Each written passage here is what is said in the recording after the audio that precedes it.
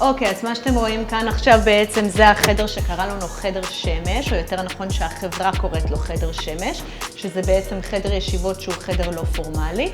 אנחנו לוקחים את החדרים האלה, כמעט as is, יותר ברמת האלומיניום וברמת הריהוט, ואנחנו פשוט מעבירים אותם למעלה ומושיבים אותם לפי הפרוגרמה החדשה שלנו במשרדים החדשים.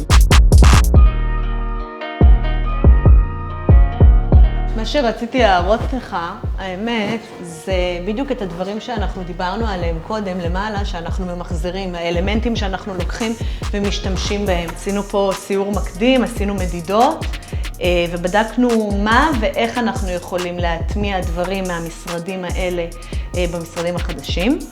ואת השני עיגולים האלה שראיתם למעלה בקפיטריה, הם בדיוק הולכים לעלות לשם. כל הקיר הארוך הזה שאתה רואה אותו מתחילת עמדת הקבלה ועד לכאן, אז הוא הולך לקבל צבע טורקיזי כזה, ועל כל הקיר הזה אנחנו הולכים לתת עבודה גרפית מאוד מאוד יפה, שתספר את הסיפור של החברה ותדבר בשפה של החברה. החדר הוא בעצם מאוד מאוד נקי ומאוד מאוד בהיר מצד אחד, ובגלל שפתחנו את החלונות הגדולים האלה, אז אתה יכול לראות שכשנמצאים בתוך החדר, יש גם חוויה של צבע מבחוץ, שהיא לא בהכרח החדר עצמו. אני בוחנת את החלל, אני כזה קצת מצמצמת את העיניים, אני מסתכלת על הכל, לפעמים גם זה ממש טוב לבחון אותו דרך חדשה של מצלמה. להסתכל ולראות איך זה נראה, דרך לראות את החיבורים של הצבעים כאילו, ולדעת שהפלטה יצאה נכון.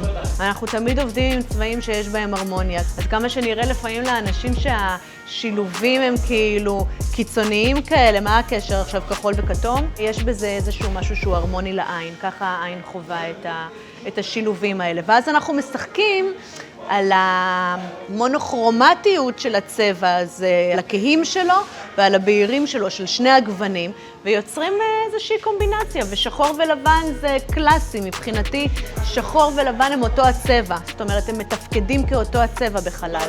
בגלל שכל המשרדים האלה הפכו להיות משהו שהוא הרבה יותר בוטיקי כזה, אז רצינו גם לתת ככה משהו שהוא קצת יותר שיק בנראות, עדיין חיפוי קיר, עדיין תחושה של חומר טבעי, אבל הרבה פחות רף כזה. יש לי את תיאוריית התכשיט היוקרתי והחולצה מאלנבי. אפשר לעשות את השילוב הזה בין החומרים, אפשר להקפיץ משהו עם איזשהו חומר שהוא קצת יותר out of context, שהוא קצת יותר יוקרתי, שהוא קצת יותר פיין בנראות שלו, ועדיין אפשר להשתמש ליד זה בלגמרי ברזל כזה, בתחושה הרבה יותר מחוספסת, ולעבוד על מטבחים בגמרים של פורמייקות, ולא בגמר צבע, שאגב פורמייקות, יש פורמייקות סופר יוקרתיות וסופר מיוחדות ואיכותיות שאפשר להגיע איתם לאפקטים שאפילו בצבע אי אפשר להגיע. הדבר הראשון שאנחנו מסתכלים עליו זה התקציב, ואז אנחנו